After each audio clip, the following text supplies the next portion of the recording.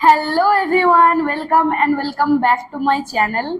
तो ये video basically होने वाली है एम्स बीएससी नर्सिंग की एडमिशन प्रोसेस एंड एक्चुअल में क्या क्या डॉक्यूमेंट लगता है वहाँ पे एडमिशन के टाइम, वही मैं बताने वाली हूँ। मेरा फर्स्ट राउंड में एम्स गोरखपुर अलॉट हुआ था एंड मैं उसके 2-3 दिन बाद ही चली गई थी वहाँ पे एडमिशन के लिए। तो देखो, जैसे कि आप लोग बहुत परेशान रहते हो कि एक्चुअल में क्या क्या डॉक्यूमेंट लगेगा, क्योंकि ये भी तो है कि अगर आप डॉक्यूमेंट नहीं दे पाओगे कॉलेज में तो आपका एडमिशन भी रुक सकता है, या तो फिर आपको 1 लाख की डीडी जमा करानी पड़ती है, जो कि काफ़ी बड़ा अमाउंट है and we all can't afford it. सब लोग हम ये नहीं कर सकते अफोर्ड कि 1 लाख जमा कर दिया। तो इसलिए ये जानना बहुत ज़रूरी है कि एक्चुअल में क्या क्या डॉक्यूमेंट लगेगा ही लगेगा। ओके, तो जैसा कि आप सब लोग जानते हो, जब 10 तारीख को हम लोगों का रिजल्ट अनाउंसमेंट हुआ था एम्स के पोर्टल पे, पहले तो एक लिस्ट आई थी। वहाँ पे रोल नंबर वाइज अलॉट लिखा हुआ था, कौन सा कॉलेज अलॉट हुआ। एक बड़ा लिस्ट था, 400-500 पेज का लिस्ट था। तो उसमें ही लास्ट में दिया हुआ है कुछ नोटिसेस एंड उस नोटिस में दिया हुआ है कि एक्चुअल में आपको क्या क्या डॉक्यूमेंट्स मैंडेटरी है, और अगर आपके पास ये नहीं है तो फिर आपको 1 लाख की डीडी जमा करानी पड़ेगी। मैं बता रही हूँ जो कि आपका मैंडेटरी है, मतलब वो देना ही देना पड़ेगा।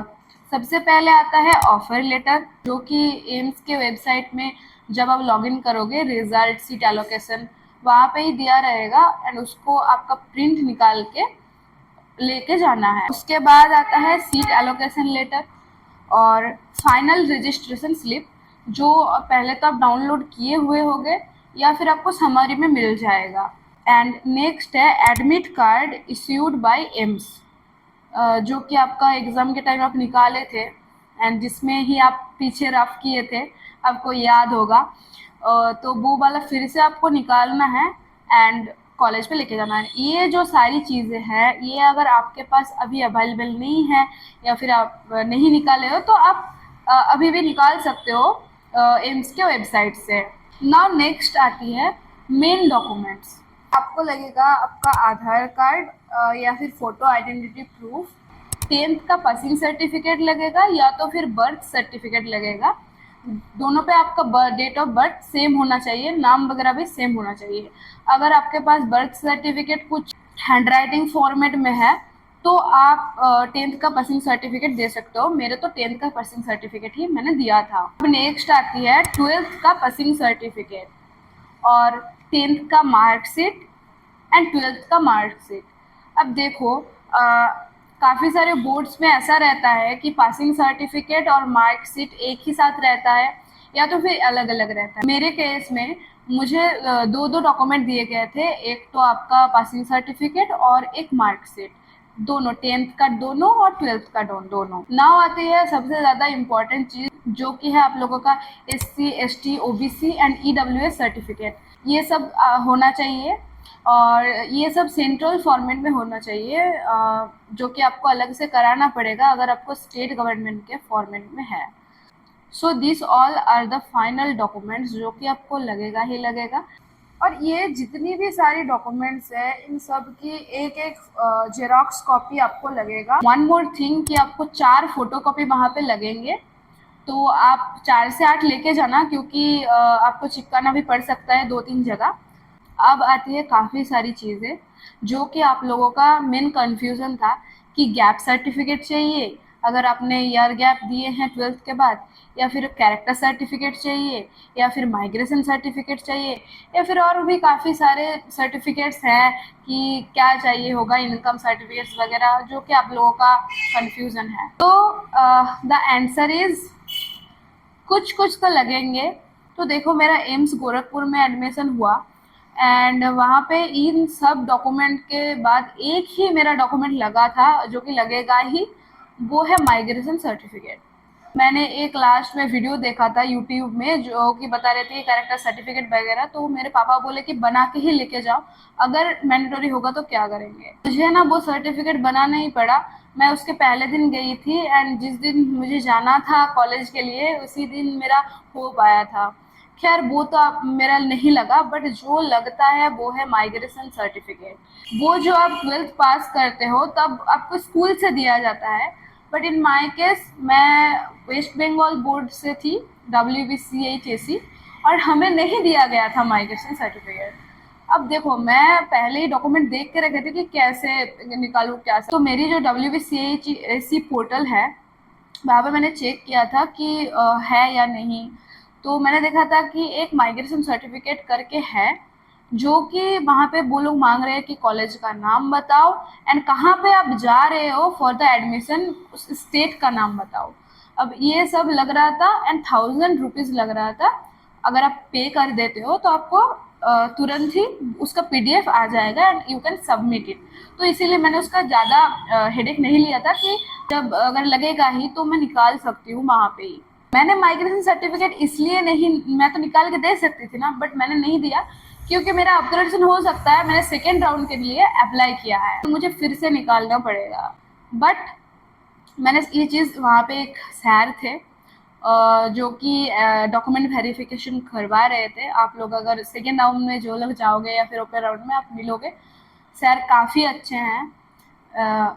खैर, तो उस सर को मैंने बताया कि सर मेरा ऐसा ऐसा है माइग्रेशन सर्टिफिकेट, तो मैं क्या करूँ। एंड मैंने जो लोग एडमिशन करवा रहे थे उन्हें भी बताया कि इसके लिए एडमिशन में तो कोई प्रॉब्लम नहीं आएगा।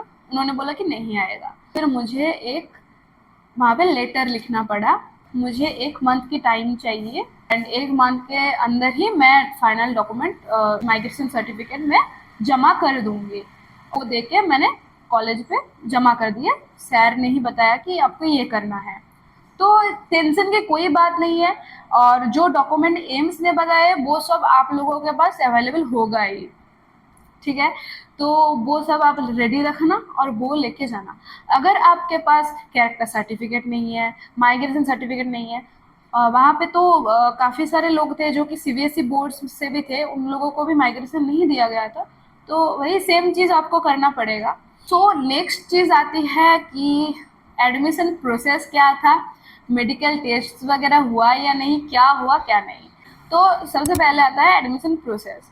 देखो मेन क्या क्या चीज़ है ना, मैं आपको बताती हूँ। देखो फॉर्म तो मेरे पास है नहीं, वहाँ पे अंडरटेकिंग रहेगा एंड 3-4 पेज की एक फॉर्म आपको दी जाएगी जो आपको फिलअप करके वहाँ पे देना है, सबमिट करना है एडमिशन प्रोसेस में। आपका नाम, आपका फ़ोन नंबर और आपकी ईमेल आईडी और आपका साइन लगेगा, ठीक है। नाउ दूसरी चीज़ है आपका पेरेंट्स, जो भी आपके साथ जाएंगे एडमिशन के टाइम पे, उनका नाम, उनका साइन, की भी email ID and mobile number लगेगा।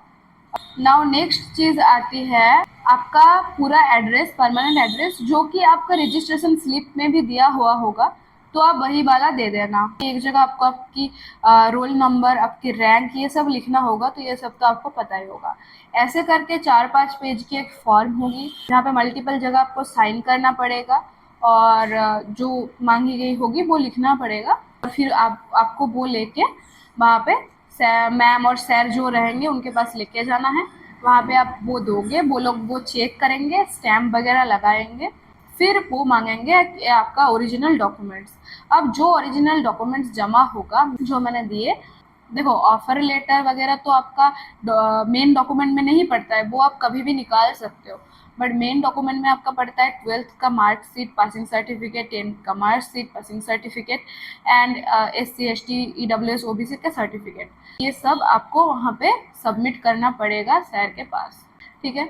और फिर आपका ऐसे ही हो जाएगा एडमिशन। तो आप लोगों का सेकेंड राउंड में हो तो आप लोगों का तो फाइनल एडमिशन होगा, तो फिर आप लोगों को मेडिकल टेस्ट भी करवाने पड़ेंगे। मैंने तो अपग्रेडेशन किया था, तो मेरा भी सेकेंड राउंड में ही एडमिशन फीस मुझे भी देना होगा and medical test, blood report होंगे शायद कुछ, उसके लिए भी एक अलग सा फॉर्म दिया जाएगा जो आपको शायद फिलअप करके देने हैं। फाइनल एडमिशन के बाद ही आपको बताया जाएगा कि आप कब से क्लास स्टार्ट होगा, हॉस्टल कब से होंगे।